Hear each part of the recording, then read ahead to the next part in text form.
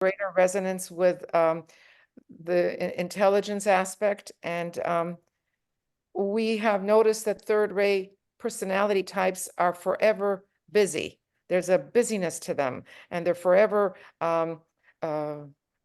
almost like scurrying around. If I can use that example, there's a real like multiplicity, can do a lot of things at the same time, as opposed to seventh ray. They're both hardline rays, which tends to be more wanting their routines and wanting things in place and in order, certain kind of neatness, a certain kind of ability to manage and to regulate the life. So those are things to think about. And I'm sure Jocelyn, both she and I have similar rays. If she is a second ray soul, which she's still working with, and a seventh ray personality, those are mine too. So we have resonance that way too. So you're speaking to two seventh ray personalities. And since we know each other quite well, yeah, we do have seventh ray personalities. Yeah. Yeah, what I've, earlier on, I decided it wasn't a three, although I did that in my work earlier in life. It's as if I had learned all that before, and I didn't really orient it to it on the soul level or the personality level. I felt that the two was far more resonant for myself right now on the soul plane. And then as I worked through the classes, I did conclude that seven was my personality. But now I've got this feeling that something funny is going on around that 3-7, both personality wise as well as in the soul plane. I mean, the other consideration is to look at your astrology, which we're not going to do right now, but to consider, are there any influences coming in that way? Okay. Yeah, and being an astrologer yourself, you're delving into a third ray science. So that too is, it has a third ray feeling to it, you know. So if this is where a lot of your energy has gone, you know, that's an energy that you work with, and could be that is an influence too, you know. I don't want to take too much time, but I will comment that when I first began the courses, I was very much aware astrologically that a very, very strong soft rays. And the more I study, the more I go to the hard rays. Okay. So I kind of feel like I have a balance now. Yeah, I think most of us tend to have a balance. Not everybody, but most of us do tend to have a balance. Otherwise, you know, I keep thinking if everybody's soft, soft, soft, it would be like spaghetti, you know, what would hold them up, you know? Right. One thought I have about this is that the rays are permanent, sort of. They're on the underpinning of who we are, and the astrology is an overlay. So it could be that the soul has chosen tremendous soft energy on the love line to compensate and to force a certain type of lesson for the personality to blend. Yeah, I kind of had that feeling.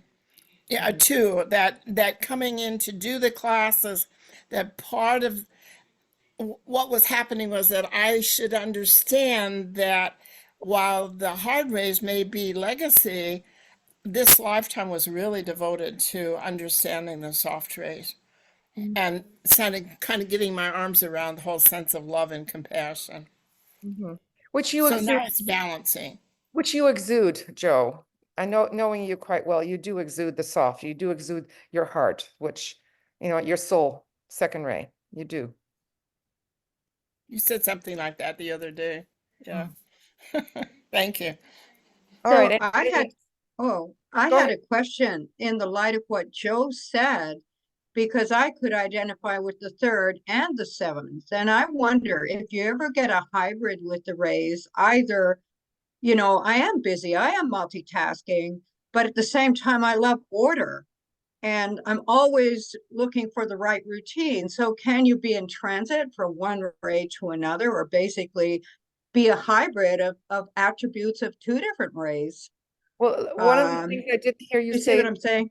yeah, one of the things I didn't hear you say is, what is the ray on your physical body?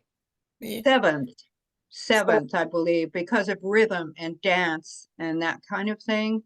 So why I ask that is sometimes a seventh ray body means a seventh ray brain, right? And therefore that can influence the seventh ray in you, so that you like the physical plane to be a certain kind of order. It doesn't necessarily mean that you have seventh ray as a personality. It could be just coming from the physical plane, wanting the physical plane and wanting your body to respond to certain regulations. So having a rhythm within your body as well. Right. Okay. Okay, well, I Thanks. see Tuya's hand up. Tuya, the floor is yours. Oh, I'm just checking, is it holding my microphone? But it does. Yeah, this is very interesting question, what was raised up here by Santana. One thing what I tried today to do in the meditation, but the mic didn't work, was that we have not been talking about one very important thing, is that ray that we were born with when we were individualized.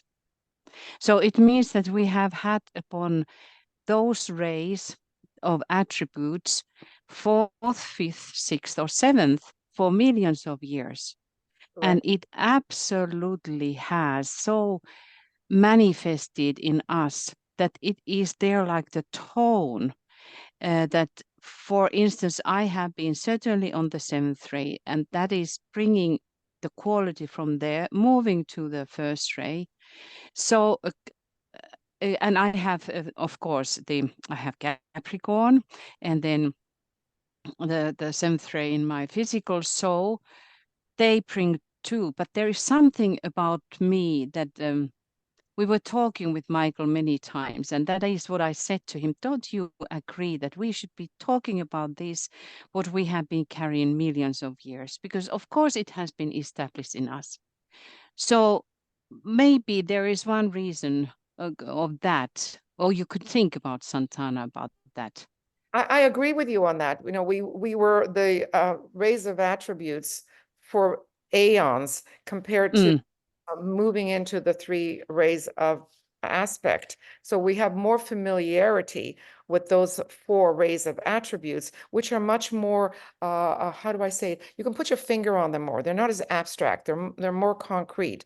The other thing that I mentioned yesterday, and I'm going to reiterate that, is that the soul is very smart. The soul doesn't want to waste anything. So if it introduces us into a ray, it doesn't want to discard it at the next incarnation. So it might want to move that ray around to a different part of the anatomy, the different part of the body. So if you have, let's say, for the very first time, a seventh ray body, why would the soul want to discard that? So in the next incarnation, it might be a seventh ray personality. So it gets moved around so that you get to know that ray quite well on many different vehicles. So that's another consideration, you know. If for our physical form, most of the choices are 7 and 3, that sometimes it's a 1. So, you know, whatever the physical is also the physical is the brain. So if you have a third ray, for those of you who think you have a third ray body, you have a third ray mind, or not mind, brain, sorry. And therefore that'll influence the way thoughts are created and the way you speak. Like I tend to speak a little quickly, and that's because I have a third ray brain, you know. I don't have really, and I have influences from my Libra, my Capricorn, my Cancer. I have third ray influence there as well, yet it's not the major rays within my constitution. Make sense? Absolutely. So it is always about that the whole structure. We should be looking astrology and trying to define that what rays are pouring from astrology, the legacy ray, or the ray that we are moving towards the next incarnation, because it's very, very I don't know, common, but anyway, it is that it can happen. And when we are older, as we all are, or we are young olds, however we describe it, but already the next incarnation is working within us.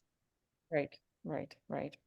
So again, I invite this wonderful audience to be participating and to ask questions, make comments, and if you want us to work with your rays, we can do that too. So.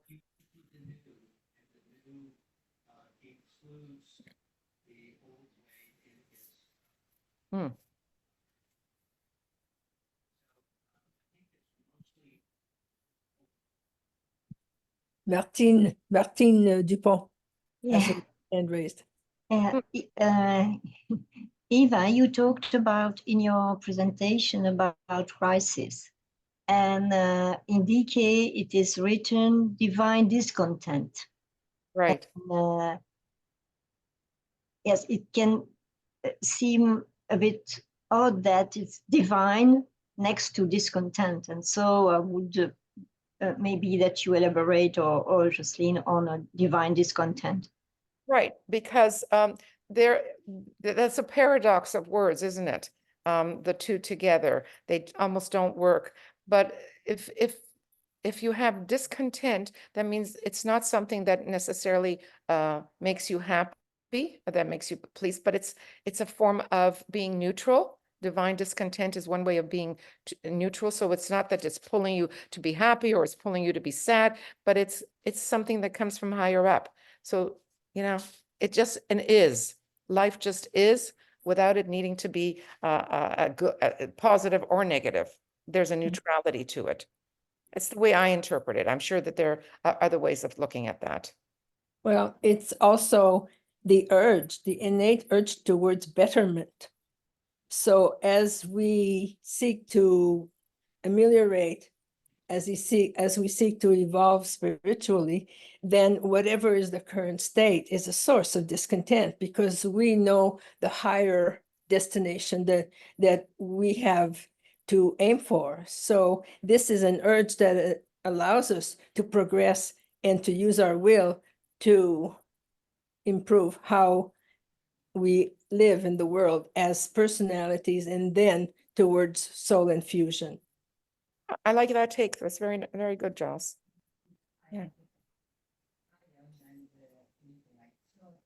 Okay.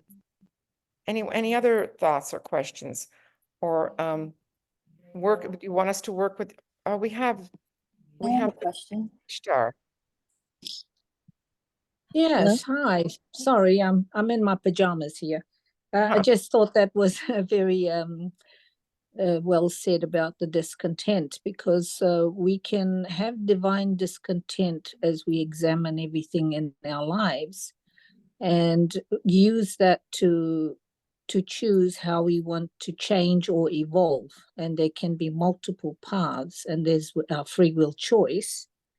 And sometimes our free will choice isn't our free will choice, because we see that our higher self is giving us intuition and messages that that's what choice we need to make. And then we have to understand, why is it that choice? And so sometimes we then only through this opportunity can understand that we are learning unconditional love, because we don't know what unconditional love is until we are in a situation. Because the old mind will want to see that situation in a social structure, a past structure, a habit and a karmic structure. And then to break through that, we have to see past that mindset and find the new way and examine with yourself, which becomes a battle, which is seeing that love is not transactional. And love is actually unconditional. And it's quite hard, when we realize what we need to do is what Jesus did. Unconditional love, forgive 77 times 7. And that's the challenge. Yeah. Thank you very much for this. This was profound. Thank you. One aspect that I could add is that this morning, Eva talked about crisis. And there are external events in our life that create a crisis, but this divine discontent creates internal crises. And this is again the stimulus, the impulse to move to a higher state of being. I would equate that almost Yes, with thank you. the stage of dissatisfaction. You know, you become dissatisfied with the ongoing part of your life, which forces you to, you know, seek to make changes. And that's what I would think divine discontent, as you're explaining it, might also represent. Mm-hmm. Yes, if I may just add too, you know, the most amazing thing is that if we didn't have harmony through conflict, we would never have the sledgehammer to break open to see what's inside of the mystery. We wouldn't have any reason to shift consciousness from one place to another place. Because when we get too divinely content, we don't want to move anywhere. Right, right. You know, we always say if it's too easy, we don't grow. Even in astrology, when we look at a trine, which is all three, a grand trine, let's say, all three points create what is called an easy flow of energy. There's no reason to change that. There's no reason to. It's only when there's hardship, when there are crosses or squares, things like that, that it's a forcing process, because you are discontent with that relationship. It forces you to move and to grow. Yeah.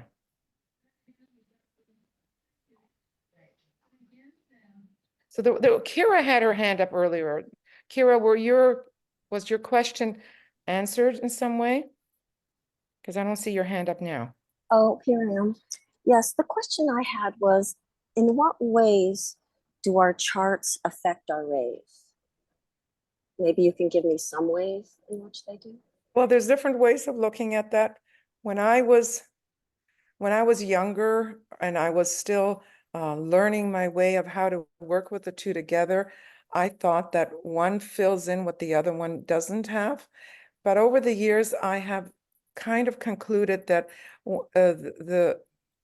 the astrology substantiates what your permanent rays are. In other words, we find them in the astrology, actually. But the two work well together. So don't worry about the first part that I said, because they do work well together. As I said earlier, a third ray for me, I don't have third ray in my constitution, but I have so much third ray through my astrology. I don't have fifth ray in my constitution, but I have so much fifth ray through Venus in my astrology. So it does affect the way in which we live and the way we are.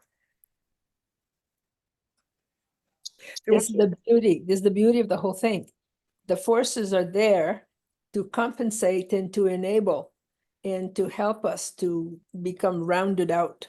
So the soul has planned the combination of rays and astrology so perfectly that the chances are totally on our side to be able to be successful in achieving our life purpose.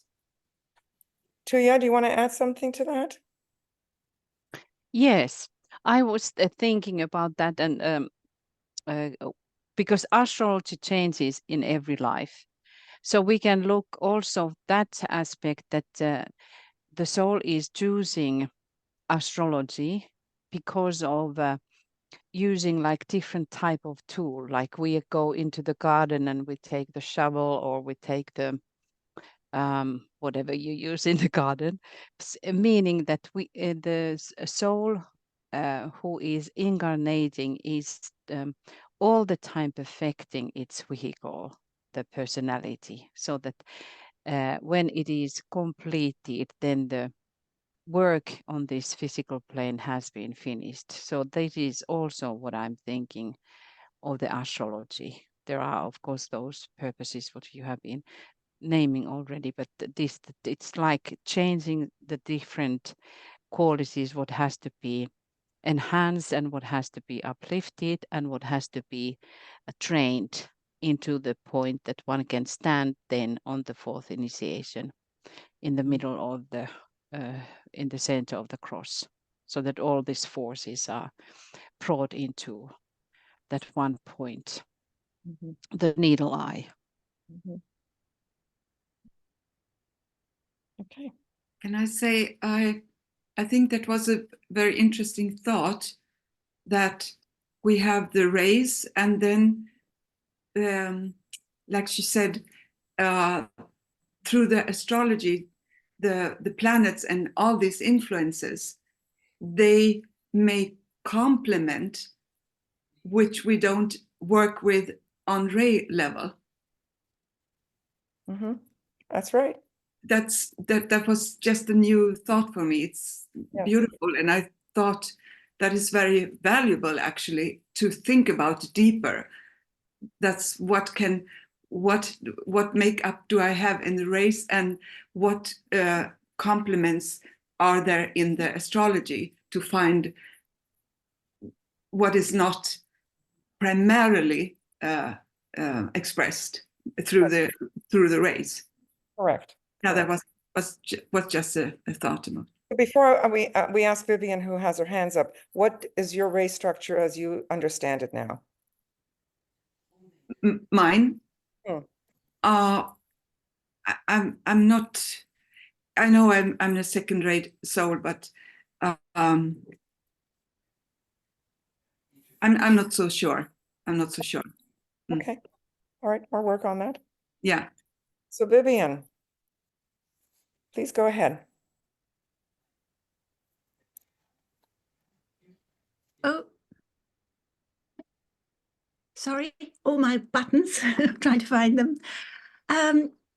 What I'm thinking, I loved what Tuya said just now about bringing everything together, I would say, at the end of our lives. I think many of us are, well, in the last third of our lives, probably even less, last quarter maybe, and thinking that all the work done through the lifetime with our rays and astrology charts brings us to a point where we come to learn that the most important thing is finding that unconditional love in the heart.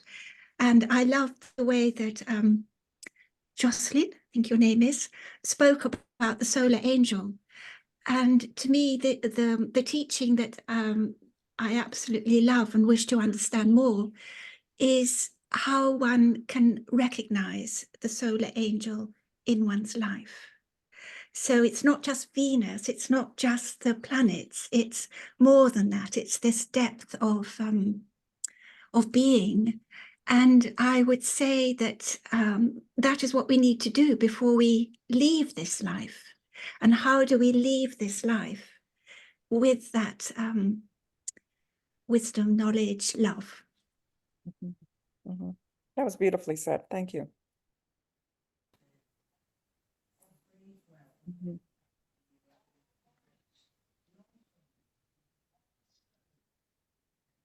I have a reflection upon that, what Vivian said, just from personally, from my experience.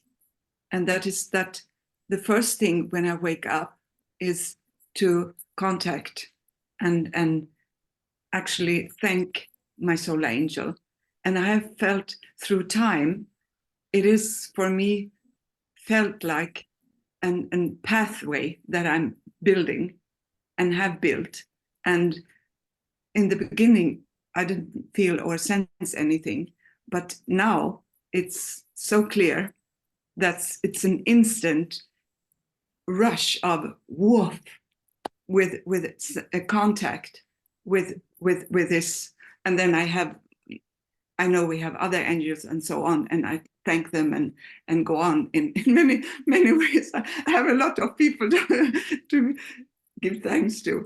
But that's very fascinating because it gets so tangible. It's not any fuzzy any longer. It's like, yeah, there's something there and I have no clue and I will meet it someday. But this gets very, and I'm a Virgo, so I'm an earth sign. So I want it sturdy and tangible. So it's just beautiful and I'm just grateful. So I just wanted to share that. Thank you. That was beautiful. That just reminds me that what you focus on grows. And if you focus on making that contact, you know, it'll grow, it'll happen. Something Master DK said about contact with the solar angel in conjunction with the guardian angel. So if I understand the teaching properly, the guardian angel is the extension of the solar angel, and it is the part of the solar angel to which we can relate the most strongly. So this presence is close to us through the guardian angel. And as we grow spiritually, then we get to contact a bigger part of the solar angel until its entirety. So there's a beneficent influence of the solar angel to come close to us via what we know as the guardian angel. Can I want to just add a little thing to what I said. I started even to sense a color that wasn't anything I sensed before. I mean, I'm working with colors and so on, but just I wasn't thinking of that to attribute it. Then I know there are different with different colors and so on, but it was just interesting that I, as an expansion of my work, so to say, it start to sense there's a color even. So if it's correct, that's another thing, but I don't elaborate around it. I just get it and then I let it be. So Is it one of the colors that is associated with your soul ray? Well, soul ray is blue, so but it's not the blue. Okay. Around. So yeah. Okay. It's a subject that is still a mystery for most of us, and we don't have answers, but it's good to hear your experience with that.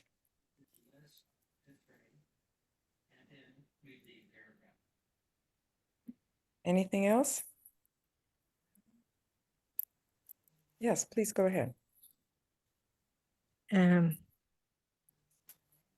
It was about the solar angel and the guardian angel, because if I remember correctly, Dwalkul said that the guardian angels evolved from the bird kingdom, and that we all have one in each lifetime, and the solar angels came from the sun. So I just wanted to clarify that. Yeah. I don't know about that. It's in the I haven't heard that. Yeah, if you look at the angels, the Deva evolution and the elementals, he goes through all of that. I do know that the birds are the closest to the Davic kingdom. There's something about the way the wings work and everything, and this is what makes us think that the angels do have wings that are similar to the way birds spread them out, whether or not it's just energetically, it's energy more so than tangible wings. But yeah, and as Jocelyn did say, the solar angels have come through the heart of the sun. So you're right about that part of it. That does come from the sun. It's in the place he talks about. I've done a lot of research on this, so about the Deva kingdom and the elementals. And so not all angels have wings unless they come through the bird kingdom. Yes, they do. The natural evolutionary path for birds is into the Deva kingdom. Correct. And they're able to jump in there. So this is sort of a blessing that the birds have, in that they can move in that direction. Right. You communicate with the Devas? Eva? Are you talking to me? Yes, Eva. Yeah, kind of. Are there any suggestions that you can offer that can help us for those that want to? It just is the way it is. I don't know. Okay. Yeah, sorry. Well, you know, I've had a little bit of experiences working with the Devas, because they're always there and they're always there to help us. They're always there. And I sometimes talk to my Devas especially when I need them, more so than when I don't need them. It's very good to even pat yourself and to thank them for helping keeping you healthy and helping keeping you the way you are. But I employ them a lot when I lose something that I know I shouldn't have lost in the house, and I keep asking them, please help me find it. And lo and behold, they do. I don't have an answer right away, but they somehow direct me to where to look, and there it is. So I do work with them that way. And so, yeah, I don't have too much of a relationship with the devas. It's something I haven't focused on. Maybe if I spent more time with that, it would grow. But we just have to be grateful and thankful to the devas for keeping us, because there's devic lives in all part of us. Wherever there's form, wherever there's a materiality, what underlies that is devic life. So they're there all the time. We just have to have that connection and recognize that. Okay. Yeah, they're very helpful, actually. So.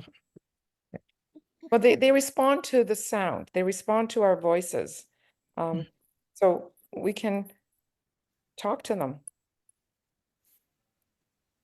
They're the feminine evolution, while we as a humanity are the masculine evolution. Mm.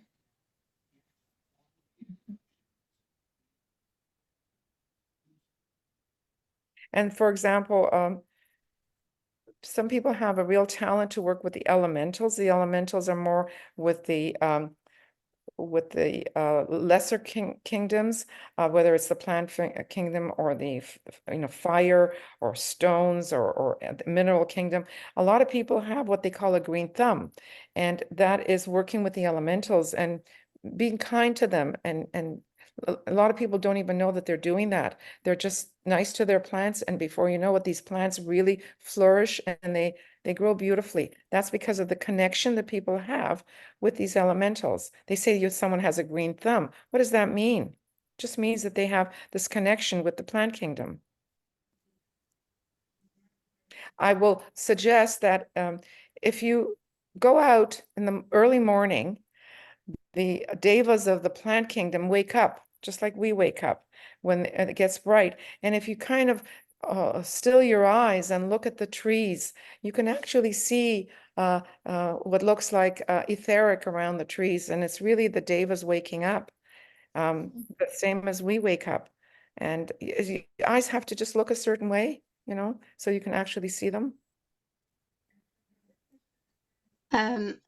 I'm Frida here. I don't have a camera, but I want to say something about the hidden people, about the elementals.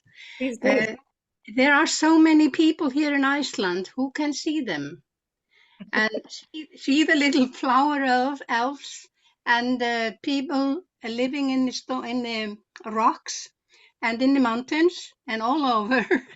And there really are many people here who are able to see them and work with them. And when they see them, have they ever described in what form they're like? Are they? Yes. Are they what we look as human? Are they more energetic? Are they more like how would that have been described to you? It seems it's very different. It depends on what they where they are. I mean, there are hidden people who live in the rocks, and they are more like us. They are very much like us. And there are many stories from earlier days where they had humans coming into the rock. And there are many stories where these people have helped humans. And if humans have helped them, they have always done something for them instead. And it's very good to be friends with them, actually. And then there are these elementals that are with the trees and with the flowers. And there are those big devas hovering over the towns and the churches and all sorts of things. And we had one clairvoyant woman who is gone now, from here, but she made pictures of those, and she was telling about this, you know, for years. Very, very interesting. Mhm. Well, we do know that there are these huge devas that sort of guard or look over a city. They look Yeah. over.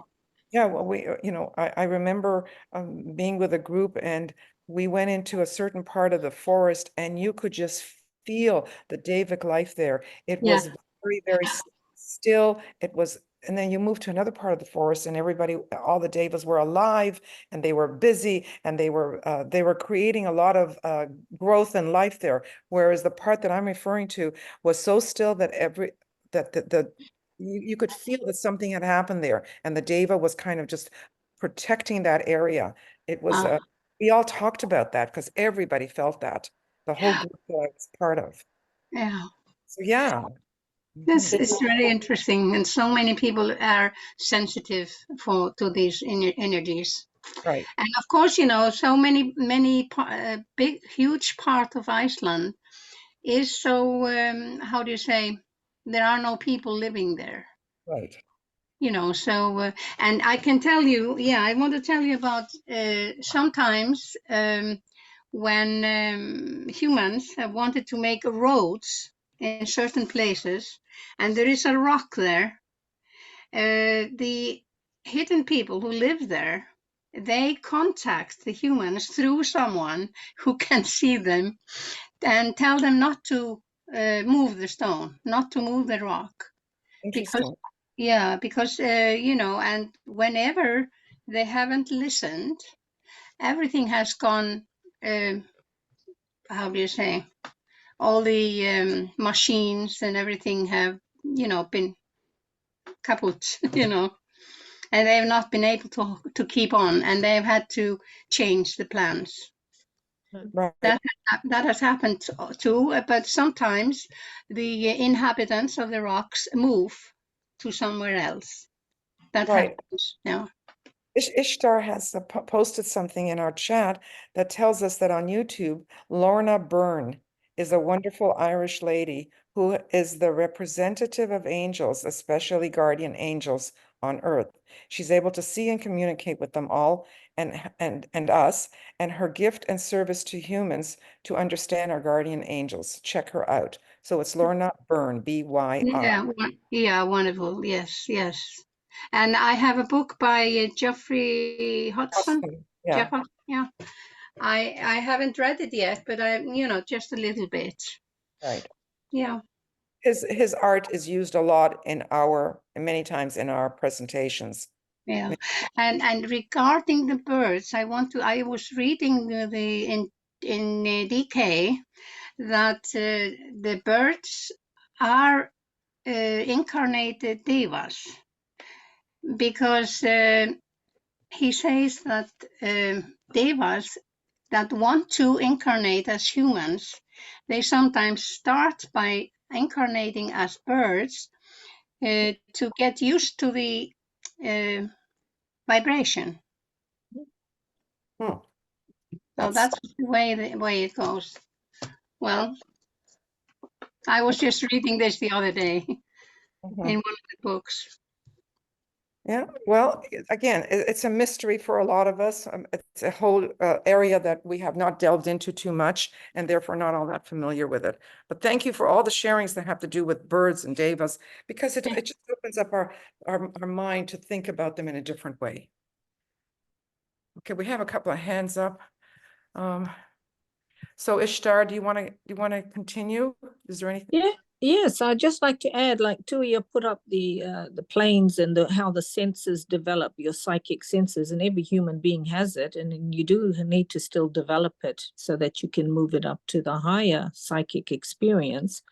And because of, you know, your rays and your astrology, as you were saying, Eva, each person is different, and therefore you will perceive those angels and those elementals slightly differently too. So don't think that someone said, oh, it looks like this, and you look around looking for it like that. No, you need to develop your sensitivity and allow that to manifest in your vision, your inner vision, so that you can actually see them.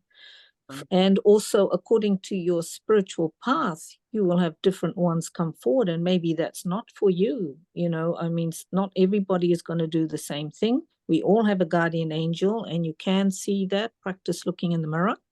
I see my aura, and my aura is blue, and then I see the shape and outline of my angel standing behind me. So they're always with you. You're never alone. They're always there, even the bathroom and the toilet. So they walk with us all the time, and you can tune in and see them if you want to. And Right. also the devas of the sky is where our guardian angels are. And sometimes for some of us on certain paths, they come to you and they will make you known of their presence. And so I have that in my life. So they are always there, and I don't need to call them by verbally. I only have to think of them, and they will come through the clouds. So you've developed that relationship. That's great.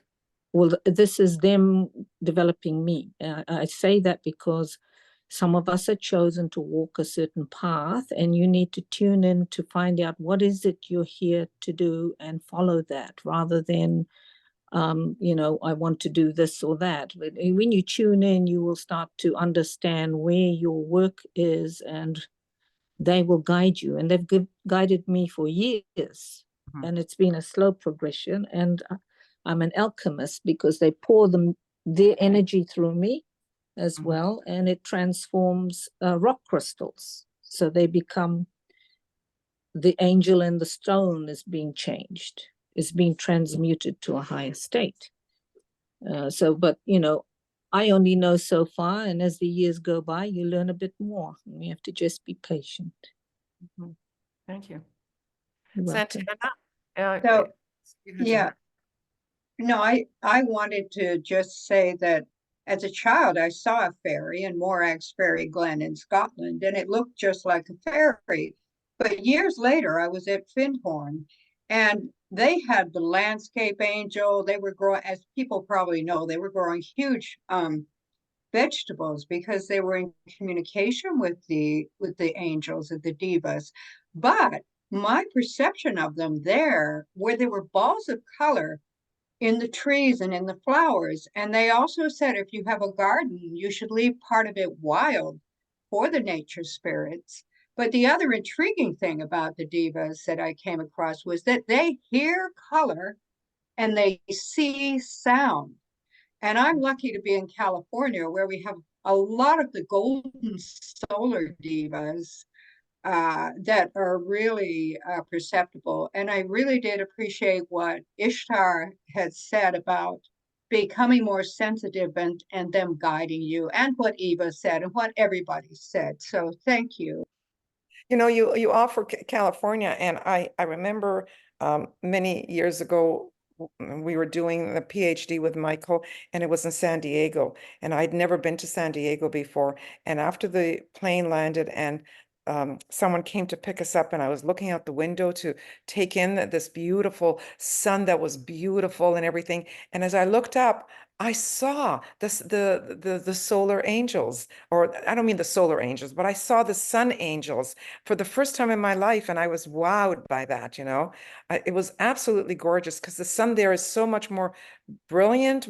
It's much more, I don't know, sunnier, yellower, whatever it is, than it is here in the northern part of our country. Yeah. Was there any more, Santana? Because your hand is still up, or okay. All right. So Helen. Hi, Helen. Hello.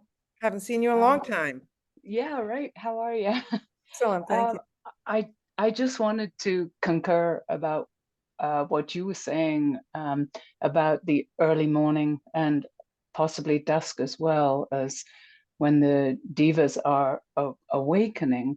I was just fortunate enough to spend the last 2 weeks going down the river through the Grand Canyon. And it was quite extraordinary to be in such a elemental place, where you begin the rocks are maybe 350 million years old, but as you descend, you go right down into what they call the Vishnu schist, and we're in billions of years old, and it is truly like being in the, I don't know, depths of the mother of the world or something. But we would rise very early in the morning, and that it was really a delight to observe this liveliness, which I attributed to sort of Diva's awakening all around you, you know. And whilst the vegetation there is somewhat sparse, it's all the more beautiful because it's, you know, it's springtime, it's blooming and things like that. And anyway, very much alive at that time of day. And yeah, it was a gift indeed. Thank you. Thank you. Put a smile on all our faces. Thank you. Okay, so Eva, would you like to add some more? Yes, there was one little thing I wanted to add. Because everything that was said was so beautiful, and this isn't so beautiful. Okay. It was many years ago. There was about 300 or 400 of us, and we did a prayer vigil for the elementals. So because they're very, very burdened by the modern world and the work they have to do is so burdened. So when we actually left the vigil, and this wasn't the only one person who saw it, there were millions of them with gratitude and love because of the burden we'd lifted for them. And it would really be nice if we could remember them in our meditations to help them. Millions. Oh yeah. I mean, they were just, I was driving from there to the airport, at least somebody's given me a ride, and you could just see them in the fields. It was just amazing. And they were just gratitude and waving, saying thank you. And so much love. And so I think we should try to remember them because they're trying to help us with the earth and keep it healthy apart from our own bodies. Okay. So Jo raised her hand. Okay. I'd like to follow up what Eva just said. About 6 months ago, Greg and I became very much aware that the devas around us were trying to protect us. And since then, they're just present every day. I watch them. But I have not studied them other than the little bit that comes up in the classes in Morya. And I've been thinking that they were approaching because it was time on the path for me to become more involved with them. This is such a delight hearing what's being said that I wonder, one, I think, Eva and Jocelyn, are we doing anything in terms of teaching? Well, of course, it is in some of the 1, 2, 3, 600, 560 group, that whole series, but I haven't emphasized them before, and I'm thinking that I'm getting close to needing to do so. Maybe I'll put it that way. But I keep thinking group. Where's the group? They're the group. They are the group, aren't they? They are the group. Yes, but it's as if we ought to have, maybe we do, and I just don't know about it, that we ought to have a group that is working actively about that at this point. Or I need that, maybe. Somebody mentioned earlier the book by Jeffrey Hodgson, and it's called Kingdom of the Gods. And I highly recommend this book to get a very good overview of the Deva kingdom and our role and so on. And beautiful illustrations. He could sense Devas and he worked with an artist. So as Eva mentioned, the artwork in the book is also exceptional. I just made a note. Thank you. And was the other name we had Lorna Byrne? Byrne, Byrne, I believe. Okay. I'll just Thank double. you. BYRN, no E at the end. Okay, thanks. So Louise, your turn. Hi, everyone. It is really, it's really amazing that you, I'm sorry, the last person spoke, Joe? Joe, that you would say what you did, Joe. And I, prior to you saying that, I was thinking, wow, this is such a surprise. It's not a surprise that I'm here and the conversation has actually diverted from the rays, which of course the rays never go away. They're in everything and everywhere all the time. But the focus being on the Diva Kingdom, which I too have been very interested in recently more than previously. I've been on this path for a long time. And early in my years, in my teens, I had certain experiences that made me feel like I needed to close down and not with the unseen world. They weren't negative. It's just that I just wasn't ready then in my teens to have a relationship with the Diva Kingdom or, the elementals. I just didn't feel like I was ready. And life then moved on and lots of things happened. And I was totally surrounded by big family, had children, a career, servicing people. And for the first time this year, it's the first time I have ever lived alone. And I find myself living alone. And in one of the meditations earlier in the conference, it came to me to communicate, which I have been, but I clearly asked my guardian angel or solar angel to make itself present and that I would not be afraid anymore. That was the biggest thing that came forth for me, that I would not be afraid, because I had been, and I sort of shut down that area. I would hear things, but I shut down the visuals. I just didn't want to have any visuals. But now I'm ready. So this is such an interesting thing to just be present in this conversation. Thank you. Thank you for sharing and being open about that. That's good. But this tells us that we have to listen to our own instincts, our own intuition. If we're not ready, we're not ready. And when we are, the teacher will show up. That when we're ready, the teacher comes in any form. So yeah.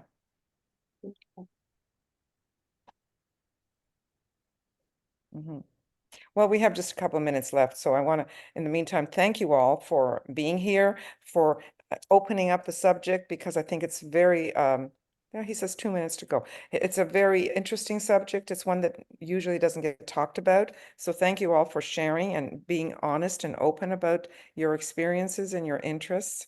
I think it helps us all. We all learn from each other. Yeah, thank you. Okay, well, thank you.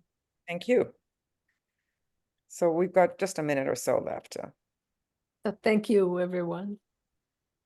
And also, I must add that Treatise on Cosmic Fire is where it's at in terms of learning about the Deva Kingdom from DK. It's abstract. It's certainly not an everyday read. No, none of the books are an everyday read. That's why starting with Jeffrey Hodgson is a good step. Right. Good first step. Yeah. Thank you so much, for everybody. It's been a really interesting conversation. Vivian, do you want to go before we have to leave? Just a thought that crossed my mind. Of course, the rays are made of light essence, are they not? Or electrical essence. Are they devas and elementals? Or are they way beyond these beings? They're way beyond. They're great lives. They are lives.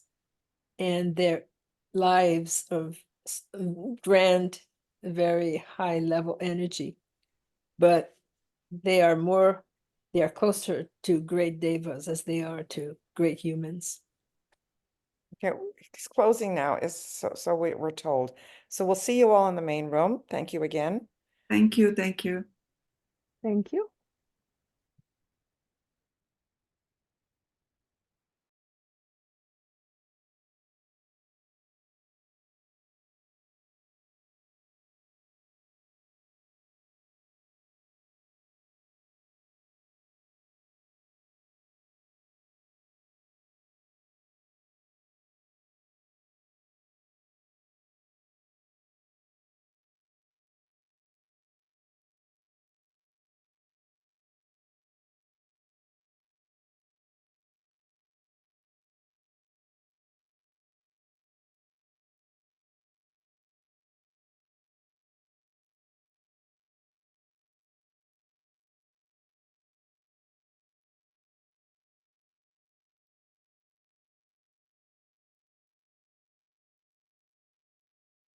Okay, do I start?